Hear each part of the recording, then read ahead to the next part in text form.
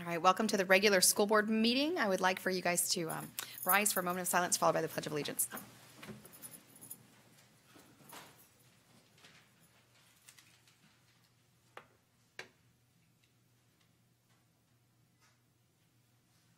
Amen. I pledge allegiance to the flag of the United States of America and to the republic for which it stands, one nation, under God, indivisible, with liberty and justice for all.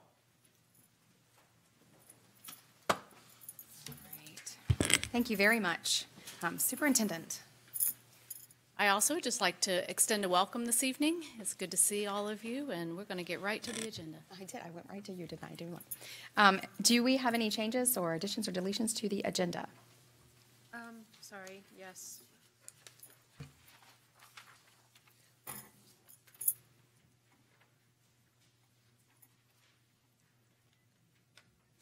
Yes, 10.02 and 8.05 for discussion. 8.5, 10.02 for discussion. And 8 point what? 8.05. Okay, is that all? Yes. Okay. All right, at this time, we need approval of the minutes. Superintendent? Recommend approval of the minutes from the regular school board meeting, November 13th, 2017, the executive session for collective bargaining, November 27th, 2017, and the regular school board meeting, November 27th, 2017. Do I have any motions? So moved. Motion by Mr. Dodd, a second by Dr. Burns. All those in favor? Aye. Any opposed? No? Okay. We have no representation tonight, so we're going to move into our public input, and we will start with Mr. Yokum.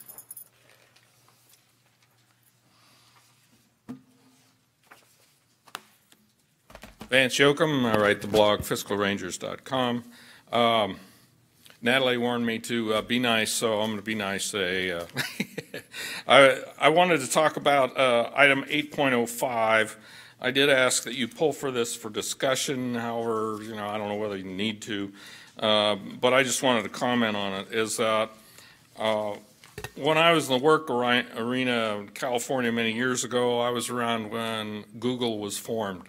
When Larry Page and Sergey Brin founded it in Stanford, and they built their original search servers in 2 servers in a trailer, and we knew all about it. I was doing software development that used a heavy-duty industrial search engine, so I was familiar with it.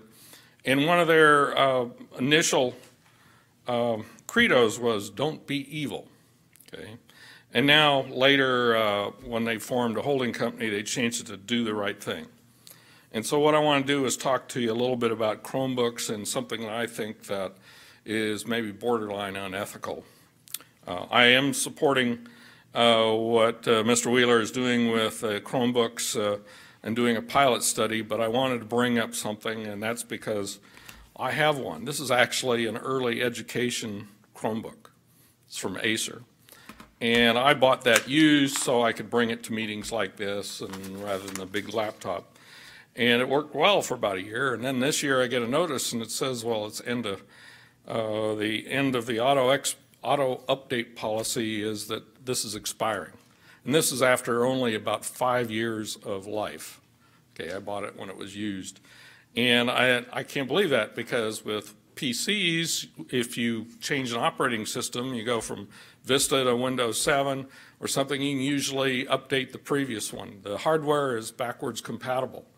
Well, in these Chromebooks, apparently they don't make them backwards compatible.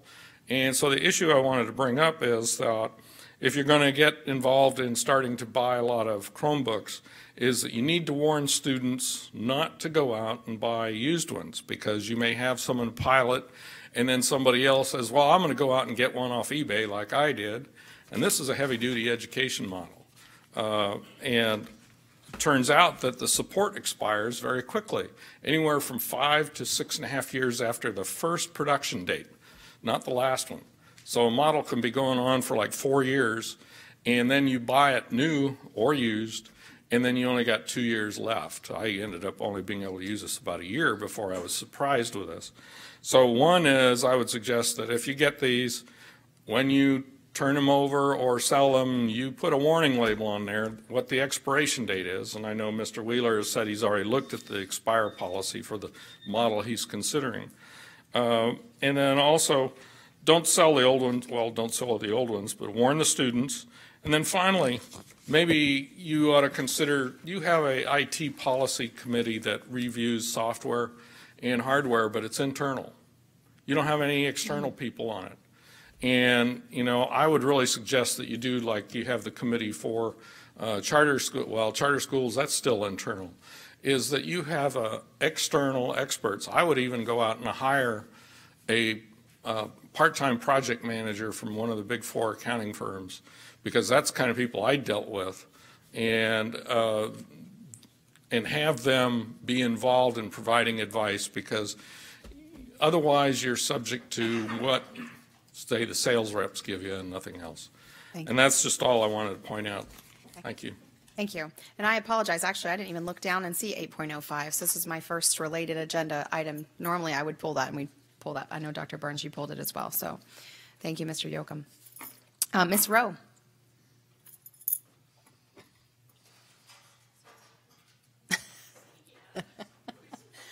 I figured you'd be a good follow-up.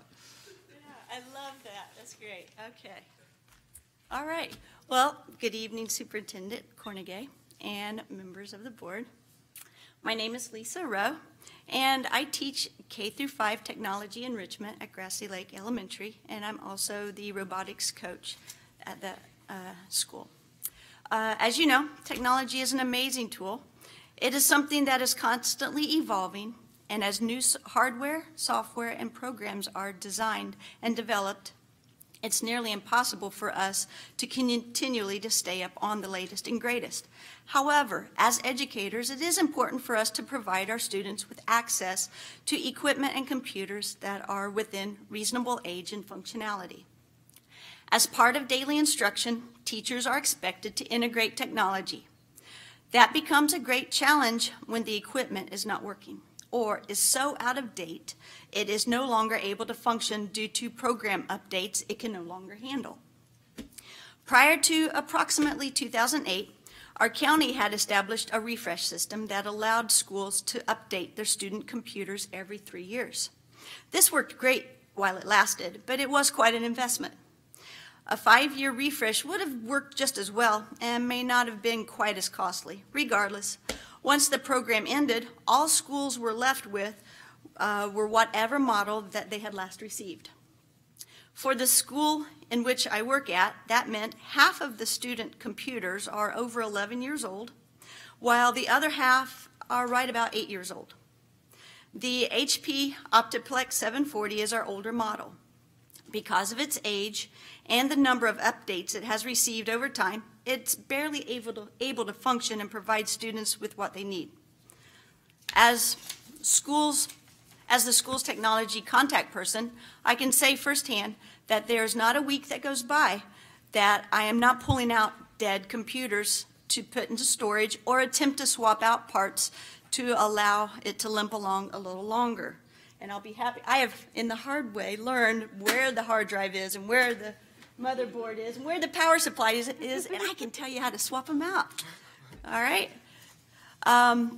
As our elementary schools classrooms, they have 4 computers each. And these 4 computers are expected to allow students to conduct their iReady assessments, meet their MTSS requirements, provide center learning opportunities, allow students to take their AR, their accelerated reader quizzes, to do research, and complete assignments on Moby Max. These 4 computers are shared among the 18 to 23 students in each classroom. Every time a computer goes down, that limits students' access dramatically. We do have laptop carts. Those are used for end-of-year testing as well as shared out among our grades 3, 4, and 5. Since we have grade levels with up to 10 classes, the sharing of those laptops become quite limited as well. Anytime schools have received any form of upgrades, the process has started with the high schools and worked their way down to the elementary schools.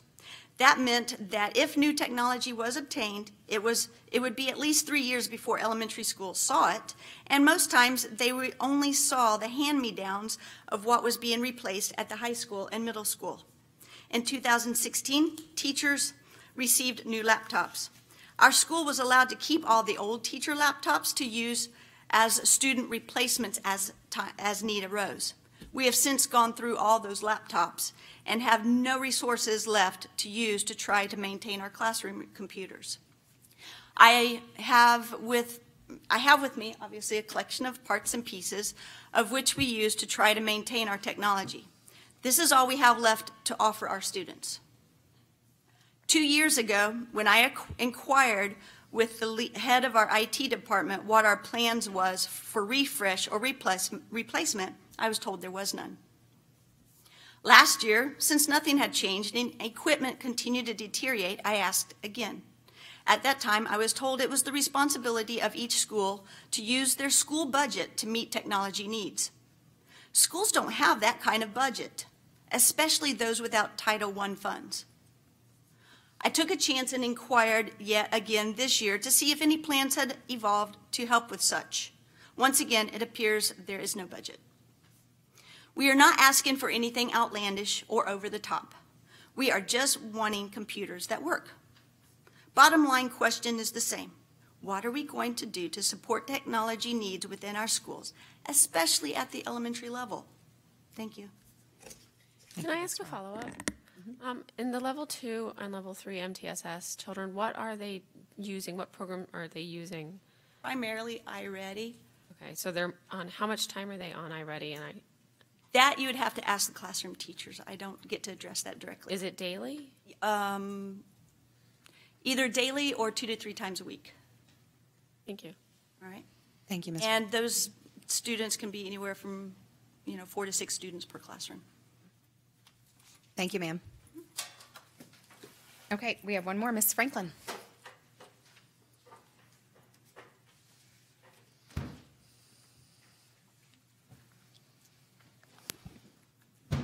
Good evening. Courtney Franklin, proud fourth grade teacher at Pine Ridge Elementary. First of all, that is not isolated to Grassy Lake Elementary. I could have brought 10 boxes like that from Pine Ridge.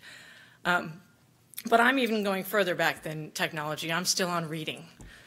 As you guys are doing your collective bargaining, I think that, and if you want to try it at Pine Ridge, we could try it there first. I think that you could solve our literacy problem, which, by the way, I noticed on the accreditation report, it was one of the things that we need to fix our early literacy.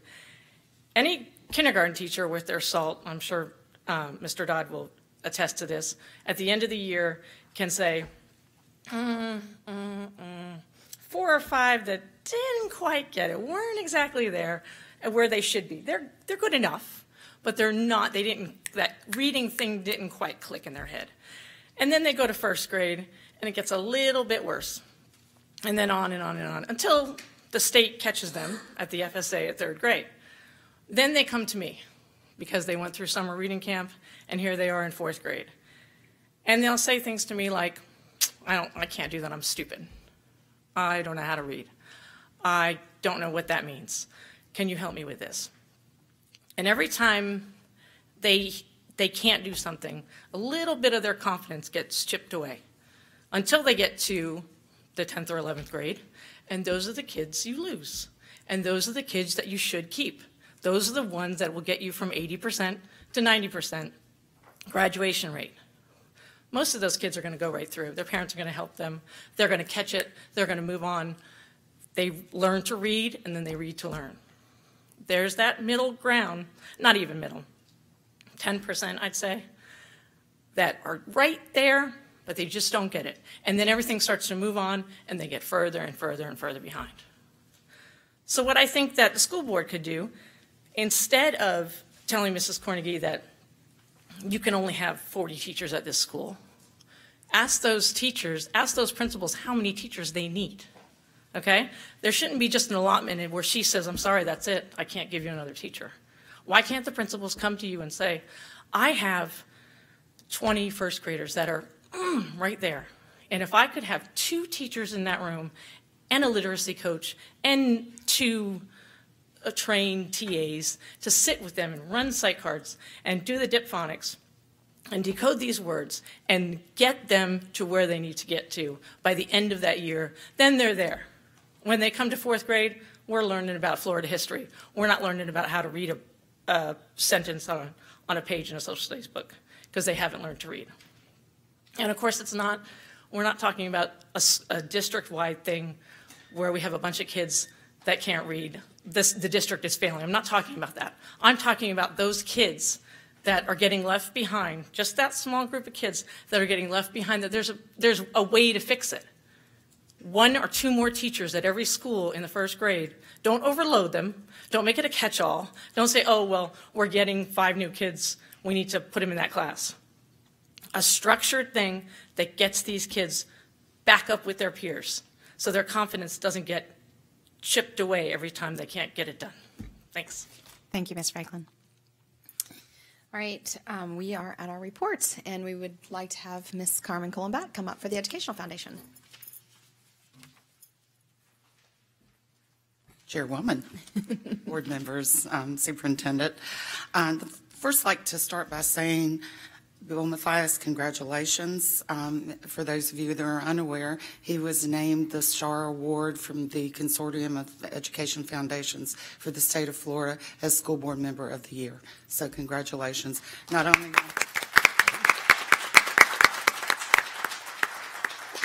Lake County's doing good, Teacher of the Year, School Board Member of the Year, and we also found out recently that Anthony Ritter, who is one of your teachers at Eustis Heights Elementary School, was named Take Stock in Children's Alumni of the Year, and he'll be honored in January in Tallahassee. The Renaissance Fair was a huge success, record number of attendance and record revenues. We're still shaking out the final numbers, and we should have a pure net by the beginning of January, but the chefs and students in 6 high school culinary departments cooked over $70,000 worth of turkey legs this year. So Apple Mart has had 258 visits, and that is distribution of $19,350. This morning, Lillian Lockett, who is the foundation president, and I attended an award ceremony at the Community Foundation of Southlake, and we were awarded $10,000 to assist us in our work with high school graduation rates in the ACT prep program, so that was very exciting.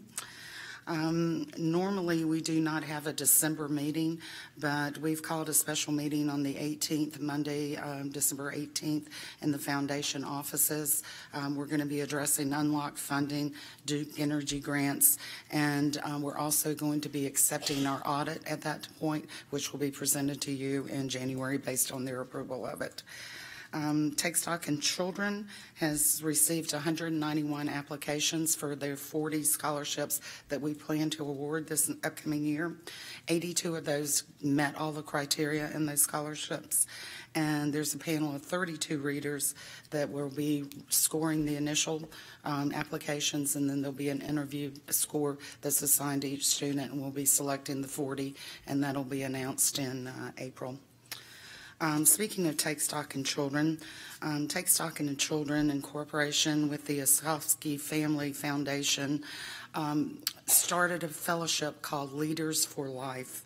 The Osofsky Family Foundation believes that every child has the right to develop to their fullest potential regardless of socioeconomic or family circumstances, and that education is one of the most effective tools to create opportunities.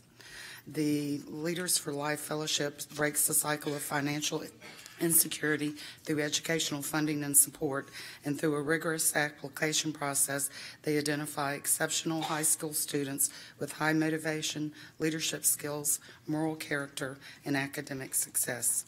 Students selected for Leaders for Life Fellowship enter into a tuition scholarship with Take Stock in Children, and Leaders for Life provides additional financial and support resources to enable fellows to reach their full potential, which includes housing, meal plans, computers, books, personal expenses, mentorship support, leadership training, and internship opportunities. There are only 6 students in the entire state that are selected as a Leader for Life fellow each year. And tonight we are going to honor Asia Lavender as one of the 12 finalists in the state of Florida to receive this scholarship. And I'm going to tell you a little bit about Asia, and then I'm going to ask Asia to come up. Asia has been part of Take Stock in Children since the 8th grade. Now she is a senior at Lake Minneola High School, and she has demonstrated excellence in the classroom, in her church, and in the community. Besides taking rigorous honors, advanced placement, and dual enrollment classes, Asia is an active member of the National Honor Society and is president of the Future Business Leaders of America Club at her school.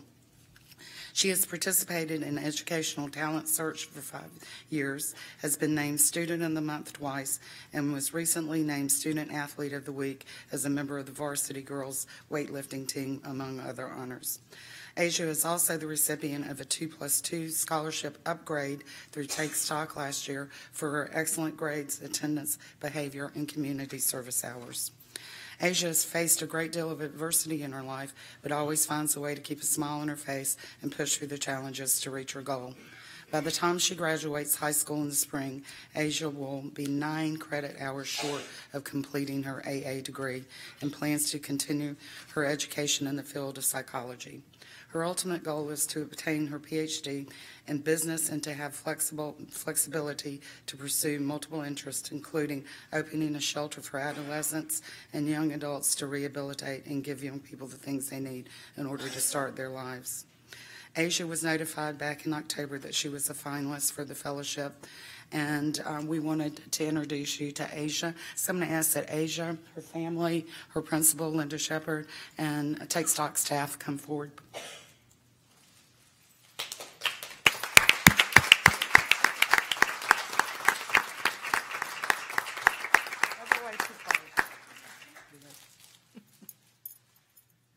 What Asia does not know is, and I'm going to cry, her invitation to the school board tonight is a ruse.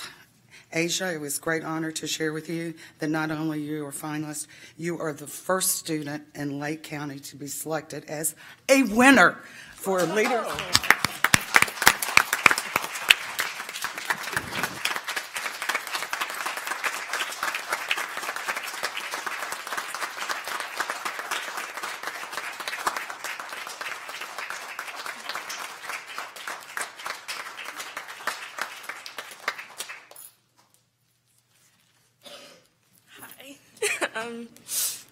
I was not expecting to stand up here. Originally, they just said I was going to be recognized, and I was like, well, that's a little far away, but okay. Thank you, I guess. I didn't know I was going to be standing up here. She just pushed me toward the podium. So, hi. Congratulations, Asia. We are all, I can speak collectively, super impressed with your accomplishments, and we are very proud of you, and we know that you will represent Lake County well, and on our very first winner ever. So way to set the standard for the next person in line. Congratulations to her principal and to her family as well. Clearly, you guys have done a remarkable job. So congratulations, young lady. We'd love the opportunity for them to come up and be congratulated. Go, Mama Hawk. Yeah.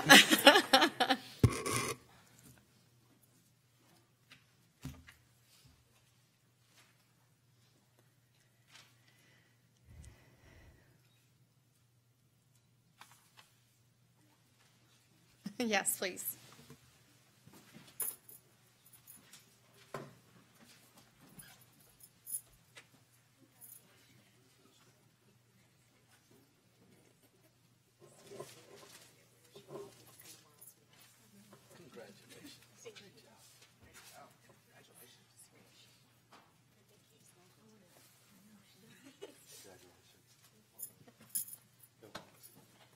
That concludes my report because there is nothing I could say that could top that.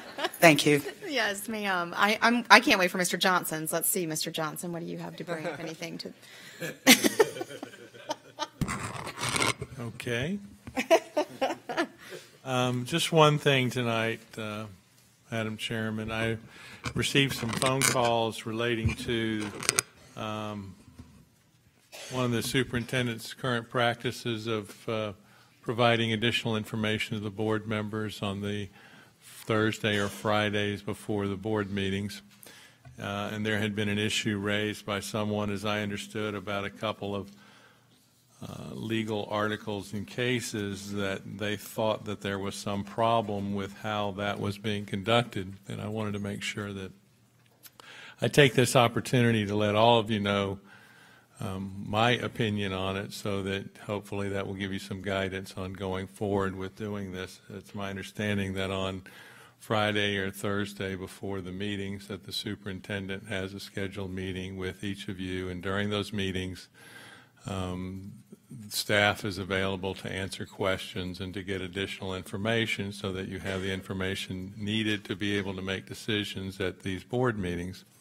It's also my understanding that during those meetings the board members are not asked to point out how they're going to vote one way or the other, nor is any information that one board member provides regarding any specific concerns that they have necessarily passed on to any other board member, so that it certainly is not any effort made to poll board members, which isn't appropriate, essentially to find out what all the board members are going to vote so they can all know what each other is going to vote outside of a public meeting. The purpose of that is, in compliance with the Sunshine Law, any discussion of issues on any matters that come before the board are to be the subject of public meetings, and those are provided notice so that the public may attend. What was given to me or cited as the explanation for why these meetings are inappropriate were two things. One is a Senate Bill 192, which has been proposed in this most current legislation. And I read, other than the fact that it has the phrase de facto meeting, which is a phrase that's used in the Sunshine Law and used in this other case, that particular Senate bill seems to be addressing two other Sunshine Law issues, which are not really the issue at hand. One of them is the ability of two board members to meet with a legislator at the same time and not have to worry about issues of violation of the Sunshine Law, which has been an ongoing topic among many districts for several years now. And the second thing the Senate bill seems to be addressing is the additional there was some case law within the last couple of years, I guess, that dealt with, I think it was Orange or Seminole County, about getting on a bus and going out and touring school sites, and how under the particular facts of that situation it was a violation of the Sunshine Law. So I think the Senate bill is also kind of trying to address those kind of inspection trips as well. I did not see that it really had a lot of relevance, number one, to the superintendent's meetings that she was conducting with you, and number two, it's just a draft of a bill. It hasn't been, I don't think it's final. As a matter of fact, I'm reading through it, I think there's a couple of obvious mistakes in it that need to be fixed. And it doesn't apply even if it had some relevance, which I don't think it did. The other thing was a case citation, which I realized after I read it I thought might be a mistake, because it is dated a year after I graduated from law school, which means it's almost 5 or 6 years old.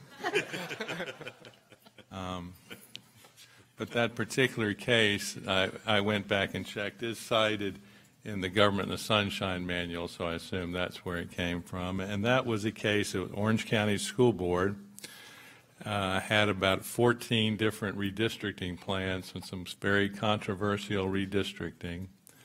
And what they did was set up a series of successive meetings between school board members multiple times. So like 8, 9, 10, 11, 12 on Monday, 8, 9, 10, 11, 12 on over a period of time, so that ultimately the public only saw one redistricting plan at the end of those meetings. One plan came out of all those meetings. So the court there, while it was cited several things that said that they rejected the argument that staff couldn't meet with commissioners whenever they wanted to. They also found, and I think rightfully so, that obviously what that whole scenario did was to keep the public from having any say in this controversial issue by having the board members make the decision not in the sunshine. So that's an obvious result of what that meeting was, and I thought it interesting the court kept reinforcing the existing law and the law that, in my opinion, existed today, that given that the superintendent is, as an appointed superintendent, is even more the CEO than an elected superintendent is, that the CEO has a right to meet with the board members and to provide them information and find out if they have any questions so that they can have a information available to the board members and to the public before a decision is made. So making a long story short, it's my opinion that as I understand those meetings to be currently held and currently conducted, I don't see any violation of the Sunshine Law, and certainly these two articles, this bill and this 39-year-old case, neither one of those impressed me that there should be anything differently being done at those meetings. Thank you, Mr. Johnson. All right, at this point, we are on our consent agenda. Superintendent? I recommend approval of the consent agenda, items 8.01 to 8.04, 8.06 to 10.01, and 10.03 and 10.04. Okay. So moved. Second. And second, all right, all those in favor signify by saying aye. Aye. Any opposed? We have pulled item 8.05. Dr. Burns? Yes. One of the things that was made very clear to me was that this money was up to not exceed $300,000, and that this was a specific request of the schools. So this is not money that's being pulled out of general funds. And I was hoping that Mr. Weeks would be able to, is he the correct? Okay, and I wasn't sure if it was Mr. Wheeler. If Mr. Weeks could speak to the program specifics? You okay with it? I think this is the first time I've done this, so this is pretty exciting to me. Welcome. Not very good. I'll get better the next time, I guess. Yeah, talk a little bit about a program that's pretty kind of near and dear to my heart right now, which is the Digital Discovery Classroom Project, which is a project that went in front of the board probably about in August or so, and kind of give you a little bit of an update with that. The target with that was AP Human Geography is where we kind of decided we would land this test. This test was kind of half feasibility study on the Chromebooks. Kind of gave us the opportunity to kick the infrastructure around a little bit. The infrastructure required for Chromebooks is a little different. And then also start working on the instructional method to make sure that what we're doing digitally makes sense instructionally. And so we bought 300 Chromebooks. They quickly showed up outside my office, and we built a fort for a little while. We had all kinds of boxes and things of that nature. And then we started rushing as fast as we could to get them out to the school. From there, we were a little nervous, to be honest with you. It's the first time we had done it, and you're kind of sort of practicing in front of classroom teachers. And some of the teachers had kind of a mixed experience with devices, to be honest with you. And so they kind of came to us and they said, we really are hoping this works, but let's see what it's like. Some of the classes, honestly, were large, 36 in some particular cases. So that meant 36 devices pointing towards one access point in the classroom. And so that was kind of a new experiment too, right? But what we found very quickly is that the devices had about a 10 to 15 second startup. If you've ever kind of sort of suffered through the somewhat terminal Windows updates, if you get what I'm saying, a lot of times that can eat away 5-6 minutes. And where I'm really kind of sort of compelled on that is that that's 5 to 6 minutes of instructional time. And if you've ever been a teacher, to kind of get put off pace 5 to 6 minutes is a real obstacle, to be honest with you. I won't lie, it's a pilot, and so we had bumps in the very beginning with the infrastructure, but we were able to sort those out. And we're pretty confident that the Chromebook passed the technically feasible part of the project. With that said, I was kind of, she's not here, but it might kind of sort of I give you a little bit of detail about my life. One day I fixed a principal's printer, and I became basically what the nice lady was before, what is known as a tech con. Once you fix somebody's printer, you are forever indentured into that service. And so they made me basically the network person for the school. And one of the things that I'm very, very sympathetic towards is that, I mean, I've lived that life where there are devices that I had to actually look it up. The Optiplex that she was talking about, according to PC Mag, was 2006. So you're talking about a 12-year-old device. It's funny, it had the MSRP at the particular point. You're talking about $1,500. Now, of course, there's probably an educational discount in there somewhere, but you get the point. Pretty expensive device. And the maintenance that's involved, because she had the thing kind of sort of all apart, and she had expertly been able to dissect it at this particular point and locate the hard drive and make those swaps. But to me, what was interesting about this particular pilot, where I was really happy, is that the technology became transparent.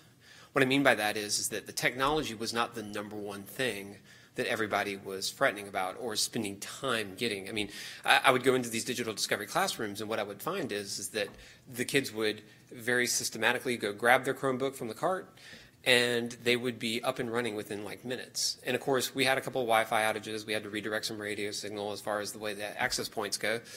But we really did have a good degree of success. And then of course, that allows us to do the good work of actually figuring out how are we going to teach our students digitally? How are we going to make that instructional shift and support the instructional vision of the district using these digital tools?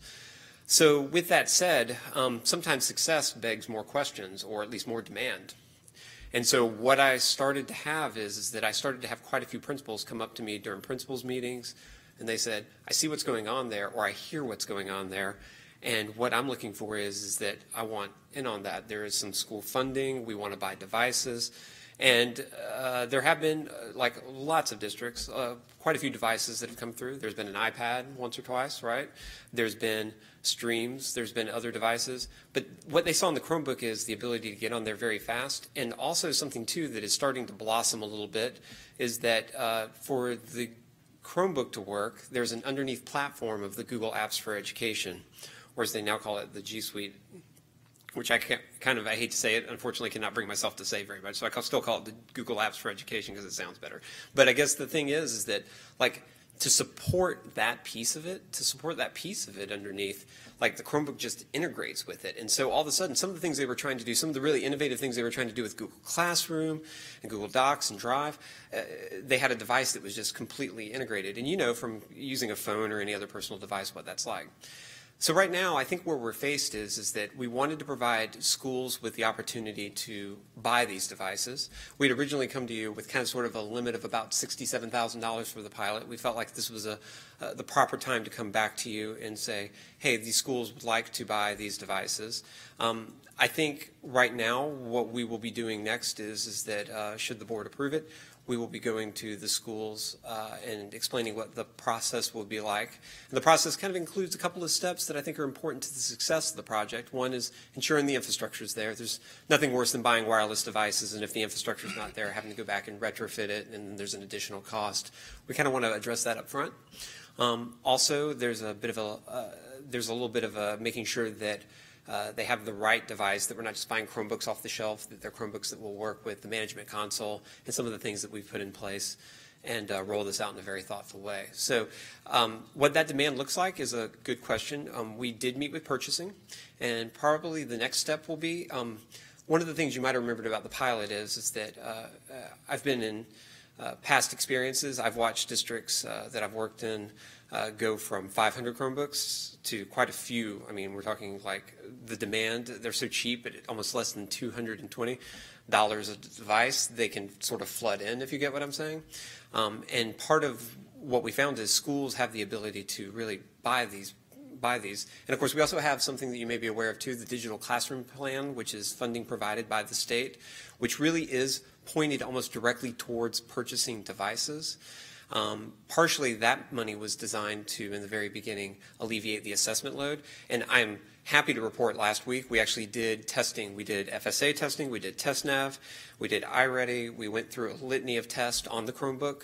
So we now have a $220 device that's viable for assessment too. Not that that's my favorite thing because I like the instructional part better, but I will tell you the more devices you have to lift the load of assessment, the more you can get that instructional time in, and you don't have labs consumed by that.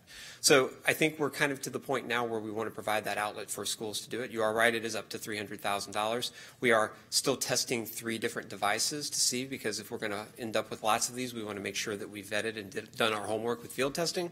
And then the next step will be, honestly, probably to go forward with an RFP.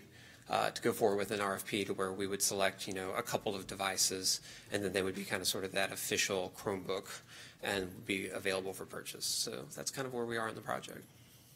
I did have one other question.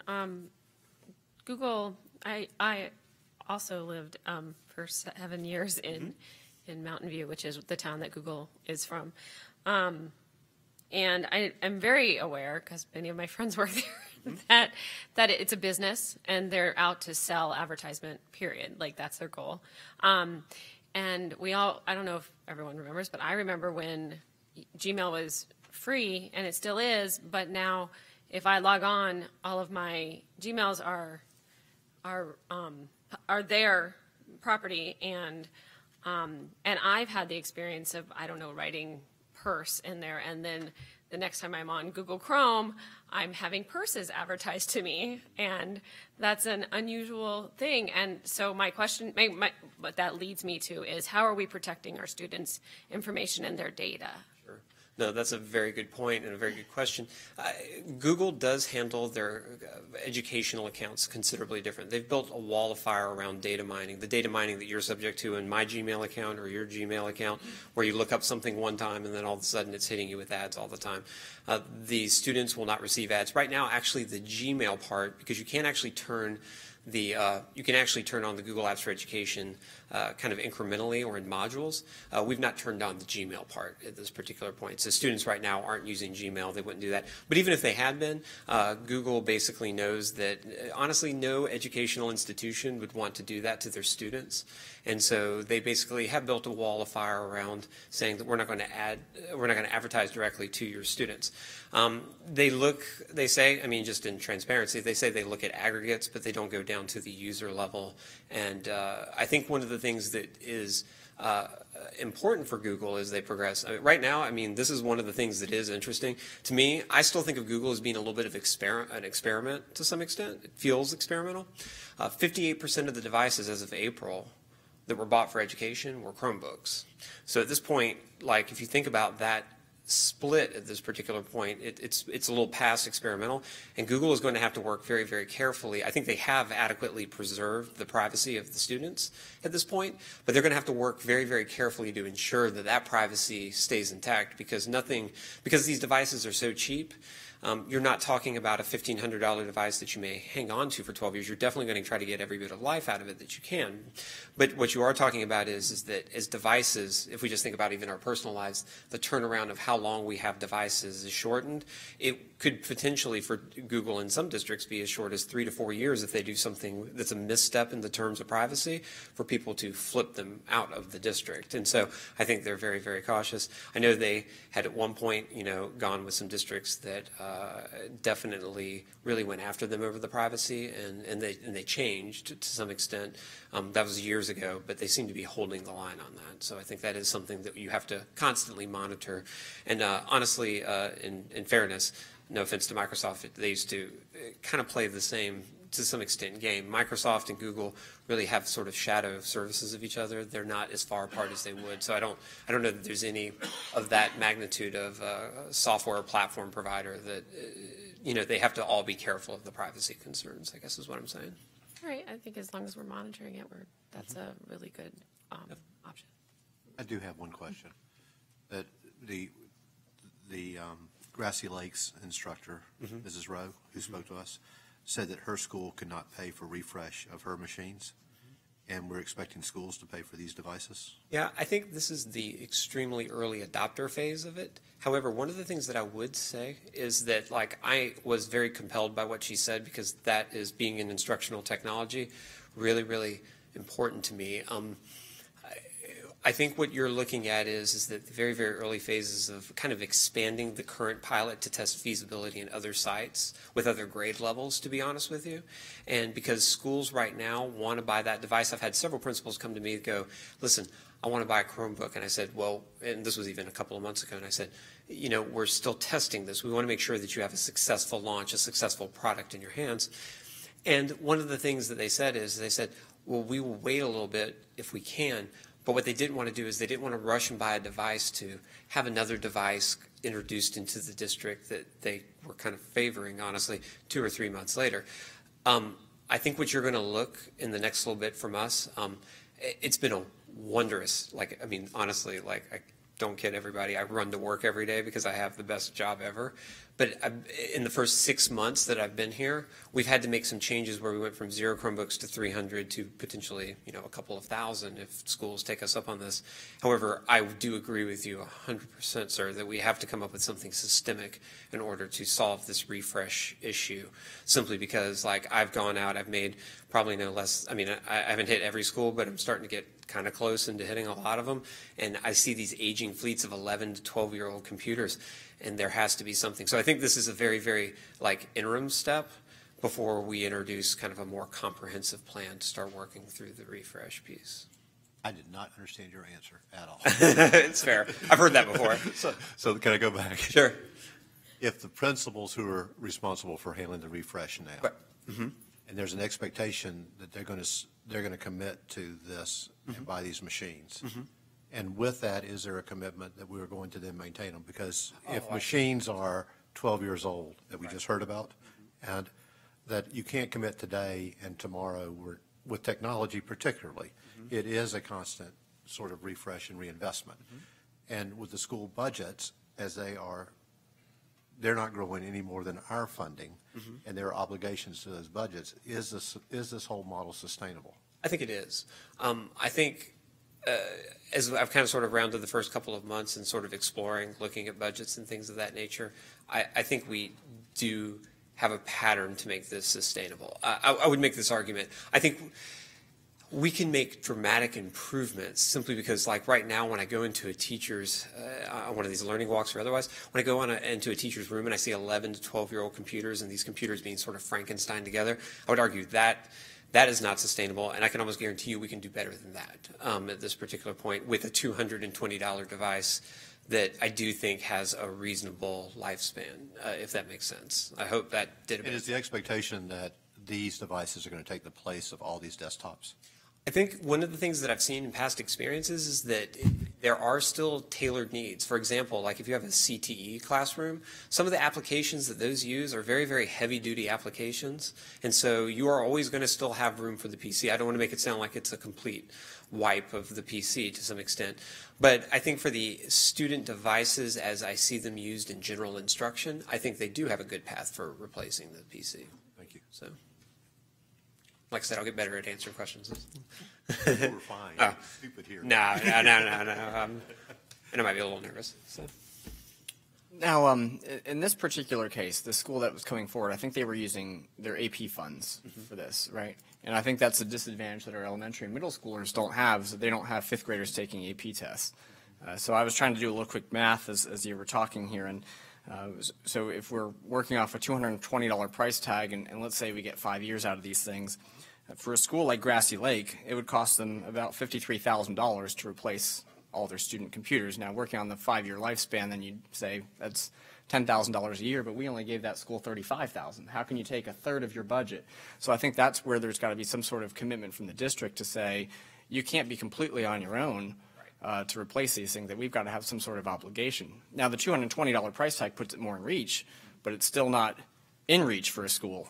And I can, understand her passion, and, I think those of you that were on the campaign trail with me at the same time recall that of the 4 computers that were in my classroom, only 2 of them worked. Like, how do you get 18 kids through 2 computers? You just can't. It's very, very so the problem's only gotten worse over time. Yeah, I think so. And I think the hope is that the lobby for things like the digital classroom plan money and everything like that is still strong. And so I think there's a chance that, like, if we can continue to get that funding, then that's something that can help bridge the gap because they have actually, like I said, really pointed those towards devices in the last little bit. So I think that's an opportunity. But that funding, like any funding, is year to year. So you hope, you know. And you're spot on, Mark, with what you said, and that's exactly kind of where I'm going, is that ultimately at the end of the day, if the district has to help, and if we don't have the funding, then the thing begins to go sideways. Mm-hmm. And that's where I want to make sure, when I speak about sustainability, that's what I'm speaking about. Again, 100% agree. And I think when we come to you with the kind of maybe more the next phase, which would be a much more comprehensive plan, I think the sustainability is something that we have to put front and center, because I do agree with you. It won't do us any good to get devices in students' hands and then 5 years later to be going, what are we going to do? Simply because it is very, very hard to walk that technology back out of students' hands, right, and to get teachers to buy in this digital instructional shift. If for whatever reason it's going to go away. So I 100% agree with that. And I'm hoping we've learned some lessons from some past situations with that. In regards to the sustainability, you guys are going to present us a model, but any other questions? No? Okay, thank you, Mr. Weeks. We appreciate it very much. All right, Superintendent. I recommend approval of 8.05, the Chromebooks for expansion of the Digital Discovery Classroom Initiative. Okay. You guys So moved. Second.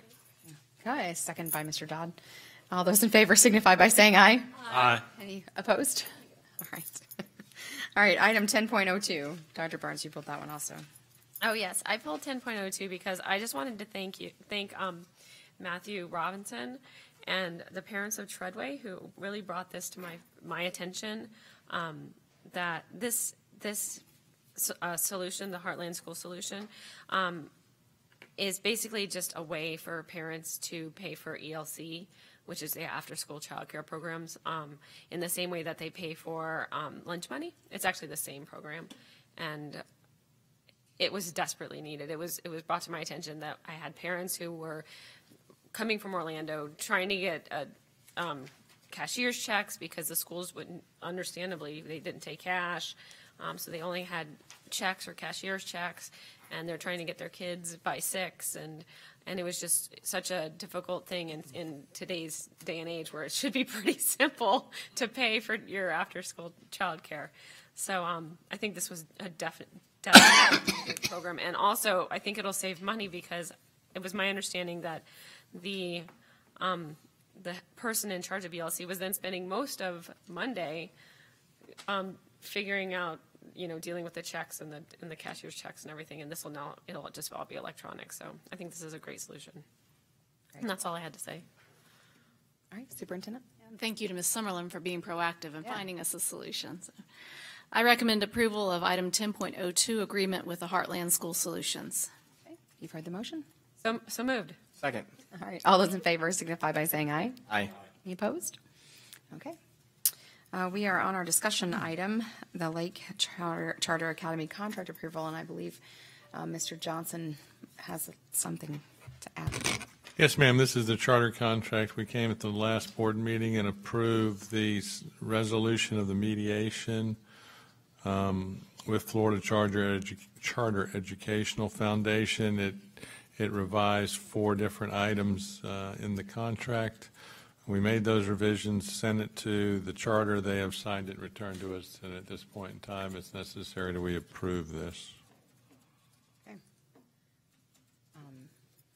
Superintendent, you have a recommendation? I recommend approval of 11.01, the Lake Charter Academy contract. Board members? Do you have a motion? So moved. And a second? Okay, is there discussion now that we have the motion? A second? Our hands are tied. It is what it is. Hands are tied. It is what it is. I know we've talked about this in the general public. I think everybody's on the same page in regards to what we're doing and why we're doing it. And in the I'd like process. to say that I am pleased that we did actually go to arbitration because I think we actually did get something out of that. We did. Actually, we got quite a bit out of what we were asking for in doing that, so it was worth the expense to do it at that point in time. After what avenues are available to us now would be expensive with little chance of having any success. And I will say partnerships are based on trust, and that had they come in at the very beginning, I would have been much happier about this. Definitely. So it is with some disgust that I'm voting on this. Yep. Does anybody feel differently than that? No, I agree. Okay. So all those in favor signify by saying aye. Aye. Any opposed? Okay, fantastic. Superintendent. Well, first, congratulations to Asia. That's so exciting. Leader for Life Scholarship Award. And also, I wanted to just give you an update that I got a word from Gray Robinson that our ed appropriation bill has been filed in both the House and the Senate. It's moving along nicely, so we'll await the outcome of that and during the January session, and keep our fingers crossed that we'll find favor with that as it passes through. Also wanted to mention that I know that the past several weeks have been a very difficult time for our students and school staff and families and our community overall, particularly at Lake Minneola High School. And last week, representatives from across the county and the region came together to pool resources and develop a unified support system or safety net for our children. Mr. Dodd was there, and it was probably about 50 people in the room who all shared valuable resources and insight into some of the struggles and a plan moving forward. So one thing that resulted from that meeting was a resource fair. So I want to let everybody know that that's going to be taking place in collaboration with Lake County Schools, Livestream, and the City of Mineola on Monday the 18th, so a week from tonight, at Lake Minneola High School, starting at 6 p.m. It's going to include 2 speakers, one selected from Lake County Schools and one from the city that are experts in the field of suicide prevention and crisis management that will be speaking, followed by an open resource fair where all of the folks who came together at that meeting will have tables set up that they can provide resources for students and for parents. And so we're hoping that we get a lot of folks out to take advantage of the resources, and it's truly a community effort on behalf of our kids. And I'd like to thank the City of Mineola for organizing that and getting all the groups together. And so lots more discussion and activities to come as a result of that opportunity. And in the spirit of the season, I just really would like to publicly acknowledge a lady by the name of Shelley Waxman. She is a 7th grade parent of a child at Tavares Middle School. And about 2 weeks ago, she walked into the school and asked if she could speak to the cafeteria manager, and she went to the cafeteria and she wrote a check to pay for every child's lunch whose lunch was overdue, and just paid off all the debt for every child in that school and a little extra for any other children who may be coming through the line who needed lunch money. And I just thought, what a tremendous outreach. So thank you, Ms. Waxman. She didn't want a lot of attention, but I told her, I said I wanted to at least publicly acknowledge her and for the tremendous gift that she provided in the spirit of this season of giving, truly above and beyond. So, and with that, I will wish you all a very Merry Christmas, Happy Holidays. This is our last meeting. It's amazing that time has flown and we are here this time of year. So I wish you all a blessed time. Oh, my mic's not on. Mr. Mathias. Oh, goodness. So first I need to tell a story. And it started on the 28th of November, where the superintendent texted me that I had the opportunity to meet with Jim Hamilton. Those of you that remember, he came before us. He is a true friend to Lake County and a brilliant mind, by the way. And so the opportunity that he had some questions about my DCD issue, and it was confusing to both the superintendent and was hoping I'd be able to clarify it. So thinking that I'd already sent him all my forms, he must have found some flaw. So I spent 2 days studying them. And then I headed to Tampa. And I was late because I actually went to the wrong hotel first, and the superintendent was slightly annoyed with me. But then and as I walked in, they said, we're going to do lunch first, and that was good. And Christy was there for the FSBA. It was the FSBA and the Superintendent's Association all meetings, so that wasn't unique. And when we finished with lunch, I said, can we go now? And they were beginning to give these awards. And the superintendent said that would be rude, and I went, maybe not so much, but they did. And so, and then at a moment of shock, I heard some descriptive parts of some things that I might have done, which I'm thinking that guy's really good. And then they said my name, and I was absolutely shocked. So it is very humbling and an honor to have been recognized, but more important, it is humbling to me to serve with this board and the commitment that each of you have, and to each of the business people in the community and those that serve our kids unpaid and volunteer. And so I will share with you that Carmen Cullen and the superintendent and Jim Hamilton have a dark side. So just be careful. And you saw it tonight with Aisha. You saw her do it again. So be careful if she invites you to something. I would dress in your Sunday best. That's all I'm saying about that. Okay, so enough of I then will move on to Pine Ridge, who today was awarded, and this is very complicated. Pine Ridge today was awarded recognized for their excellence in establishing a multi-tiered system of supports, and the acronym is MTSS, as a positive behavioral intervention and supports, PBIS, Silver Model School by the Florida PBIS project at the University of South Florida. So that's a mouthful, but basically it was honoring them for the implementation of some best practices to help our kids, and that to recognize early on and to support them. Is that pretty good, Courtney? Okay. Thank you. And I, like all of you, wish everyone a Merry Christmas, especially our kids, and a safe and prosperous New Year's. Thanks. So, as was mentioned, I went to the FSBA conference, and I will probably bring up more of the things. But one of the things since our speakers, at least two of our speakers, spoke about graduation rates, I was so impressed. I believe it was Flagler, and I'm going to get their information. School districts who actually increased their graduation rates by 10% by implementing, and Sabrina Dillon Banks, but they implemented in-school suspension and a variety of other options, including optional community service or even virtual options, as opposed to out-of-school suspension. And I was just blown away by that big of an increase. So that's just something that we might think about, and I'll bring more information about that to the board. I also had so I went to the FSBA conference, and then the following week I went to Tallahassee. I met with Senators Montfort, who is in appropriations and K-12 appropriations, Senator Simmons, who's in education, Senator Mayfield, who's the education vice chair. I met with Senator Huckel's aide and Senator Baxley's aide. I crashed a couple of those senators, but they're really nice, especially their aides. So that was nice that I was able to speak with them.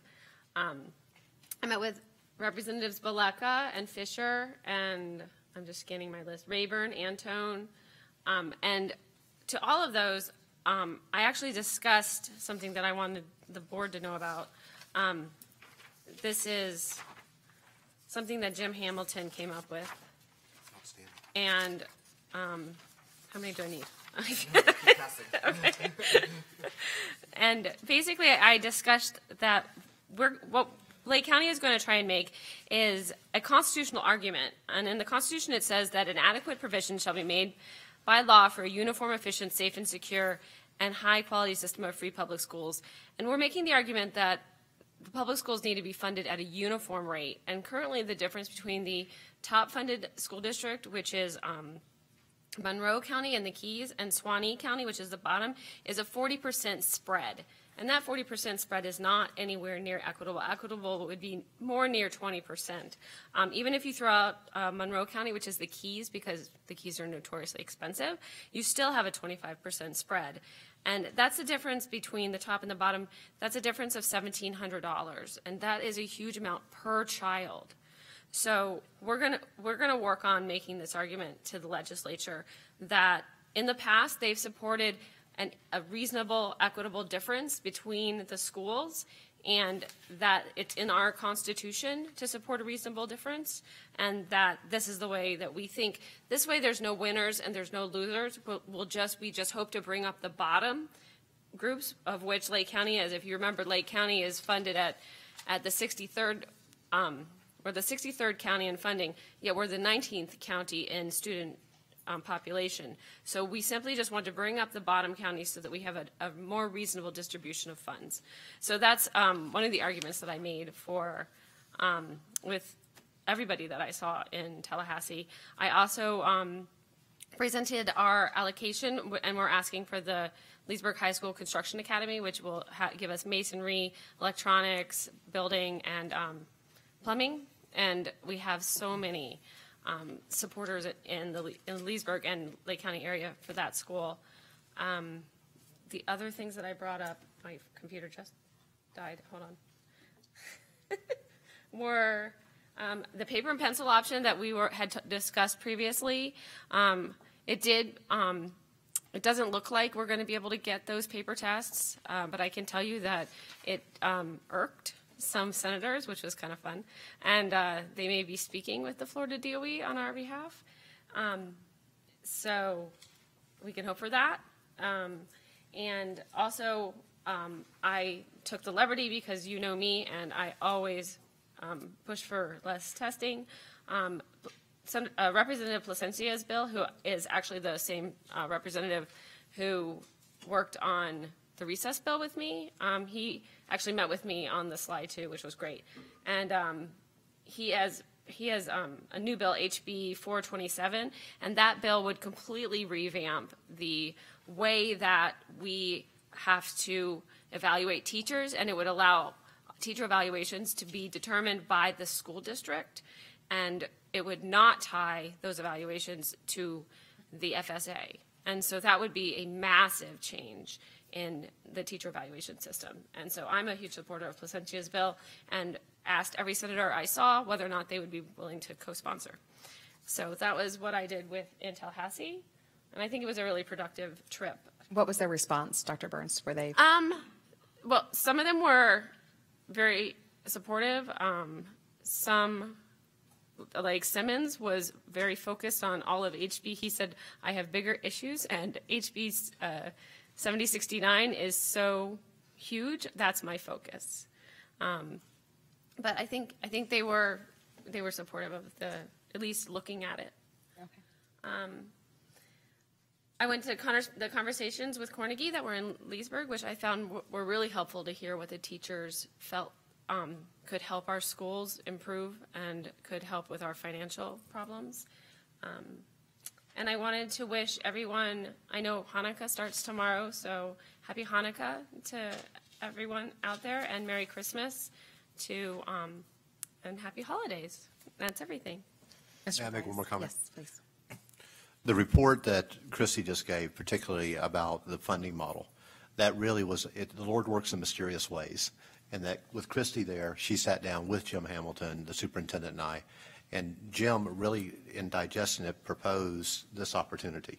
And Christy mentioned that she was going to be going to Tallahassee, and he worked the weekend and had it sent out that the obvious person to carry it forward was Christy, because there's no one more tenacious and legit. And so I think that what we're talking about, just to keep it in perspective, is about $12.5 million to the district a year to bring equity. Just think about what we can do. And so again, to Jim Hamilton, a great deal of admiration and respect, and the approach at looking at the FEFP, because in 1972 it was about equity, and that now it clearly is not equitable, and it will mean more appropriation. And so while the DCD is moving way down the ladder, because his real fear with that is it pits us fighting for each other, that in talking about equity, it will require additional appropriations. So Christy, well done with the work that you did in Tallahassee. And I know that you did some rewording even of the work. So it could not have been better that Christy was there when we were talking about it. So I'm very grateful. Thank you. Thank you, Chairman. Mr. Dodd? Oh, well done. And I'm just going to talk about going to Christmas concerts. So if you truly are looking to get into the spirit, there's no greater way than going to support one of your local schools. A lot of the bands and choruses right now are having their concerts. I had the experience this past week of visiting East Ridge High School, who had partnered with Windy Hill Middle and put on a great show out in their courtyard. It was just a fantastic night with a beautiful set designed by the parents. It just tells you the testament of the value of volunteers in our schools. And then I had a chance to follow-up visit East Ridge High School with a group from Hawaii. I was inquiring whether it's a reciprocal trip if I get to go there. But apparently this group from Hawaii came to check out some of the practices going on in the AP program there at East Ridge. As we stepped into some of the classrooms, I thought, oh my gosh, I hope I never have to go back to high school, because I don't remember it being this hard. But it was incredibly difficult what these kids were doing. One common theme that I was excited I thought would share with you all that I saw going on in each place were students collaborating and working together, no matter whether it was math or English. The kids were, or not English, AP language. The kids were collaborating, challenging each other's arguments, and I thought that was fantastic. That's exactly what we want to see. But as we stepped out of some of those classrooms, I thought, what a challenge the teachers must have in this kind of environment, because when you are like the only, let's say, AP calculus teacher at a school, where's your support? And I just got a little glimpse that perhaps the district is engineering some opportunities for teachers to be able to collaborate between the schools, and well done on that. I think that's something that we need. See, I had the benefit when I was teaching kindergarten of 7 other teachers to bounce ideas off of, but when you are the only one at your school, where is that platform for you? So hopefully the district will continue to move strong on that one, and I think that would be very well received. And finally, Merry Christmas and Happy Holidays to everybody. Thank you, Mr. Dodd. Mr. Gamble?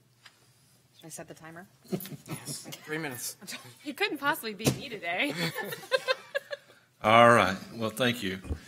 First of all, last Wednesday I attended a Tavares City Council meeting in behalf of Tavares High School and the school board to try to get some things taken care of there with the buses and creating a new bus area to get them off our track.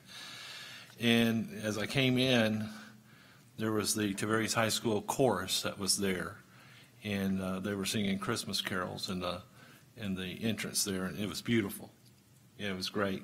And the mayor, she said, well, this is one of my last things. You know, I only got this and maybe one other thing to do before my mayorship is up. But that not been owing to her that she got reappointed as mayor. So, but Mayor Pfister is very supportive of Tavares High School and their band and their chorus as well. So we appreciate that. Then also, Bill, congratulations. You know, I was afraid to put something on Facebook because somebody might have thought something different, so I didn't do that. And then I saw this weekend, and I had to pull it up because I couldn't remember their names, but 2 classes or 2 schools in my district, there was other schools that received this award of $2,500 for classroom projects that was given to them. Kimberly Dyer at 2nd grade Sorrento, and then Dawn Malden, the art teacher at Astatula, each were awarded checks for $2,500 for classroom projects because, and it says, to be eligible for the grants, teachers were officially thanked for being a teacher through the Thank America's Teacher website. They also had to enter a proposal. Proposals with the highest number of votes were selected to receive the grants. So I just want to say congratulations to them. And the last thing I have is Merry Christmas and Happy New Year. That was a record. Good job, Mr. Gamble. I'm going to follow up on that just for your. Let me start Go ahead. For your. That's it. No. For all of you that are interested in helping our teachers, the particular group of teachers he's speaking about that write the proposals, all they need is your email address. And so you'll see their campaign on Facebook if you're on Facebook. And if you send them your email address, you will receive anywhere from 6 to 9 emails every day that say, Thank America's Teacher. You click on the button and you click on the link to submit your vote. And you just submit your vote every single day. And then you empty the clutter out of your mailbox. But we had several of our former UCF students that were also involved with that, and they received the $2,500. And we've got several teachers that do it every year, and that's the way they've gotten several projects for their classroom. So they do some amazing things on there.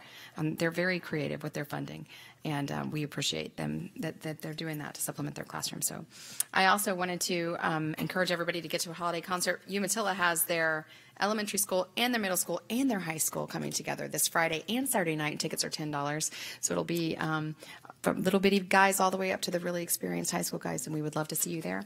And then I also wanted to mention Science Fair. So we've got a lot of our schools that are coming up doing their Science Fair projects, and we've got a lot of our local community members that are coming in to judge those projects. So thank you for that, and we've been working on those collaboratively as well. So those opportunities for our kids are remarkable, and we appreciate the teacher support at the school level. I know a lot of them do them in their classrooms. We appreciate parents doing them at home. I've seen those Facebook posts too. I do have slime all over my kitchen. And with that being said, I also want to extend our district thank you specifically to this staff. I know you guys are always there to answer our questions anytime we call. Mr. Carr, you're on my cell phone call list routinely these days, and I appreciate you calling me back and being swift about that, and responses when we're on vacation with our family, seeing Santa Claus. So we really appreciate the work that you do. We appreciate all of our teachers and our district staff and our support staff and our non-instructional instructional. We just wish you guys happy holidays, well-rested break and time off. So Merry Christmas. Thank you. That's it. I'm looking at you. Meeting adjourned.